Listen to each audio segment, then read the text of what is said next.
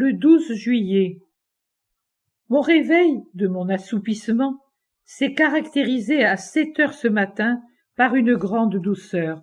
Cela faisait 8h30 que j'étais plongé dans cet état, et lorsque j'ai retrouvé ma sensibilité et mon intelligence, j'ai aussitôt pensé « Ah, ce matin, il n'y a pas de soleil, il n'y a pas de communion avec le père Migliorini, il n'y a rien. » Et je sentais les larmes monter en moi à cause de ma misère.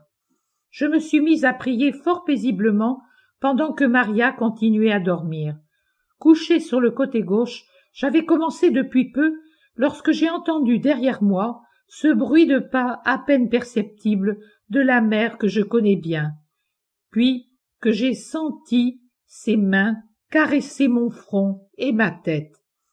Après m'être mise sur le dos pour ne pas lui tourner le dos, j'étais recueillie et bien heureuse sous ses caresses légères, délicates. J'ai osé davantage.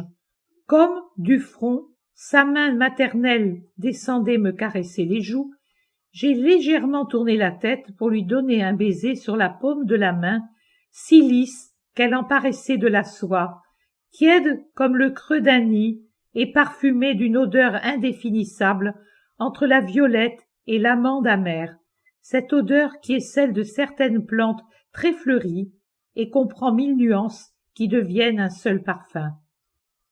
La mère m'a laissé faire, et moi, comme dans un nid, justement, je me suis pelotonnée, le visage bien calé dans le nid de sa petite main.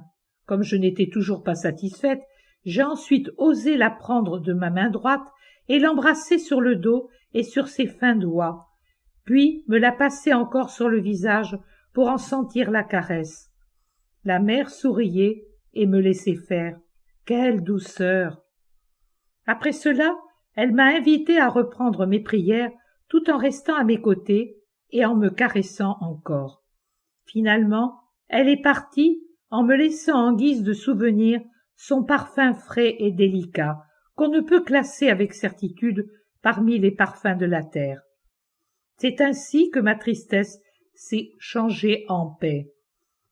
Remarquez, mon père, que, étant donné que je priais Sainte Thérèse de l'Enfant Jésus, lorsque j'ai entendu le froufrou et senti la première caresse de sa main fuselée, j'ai pensé que c'était elle qui venait m'assurer qu'elle entendait mes prières.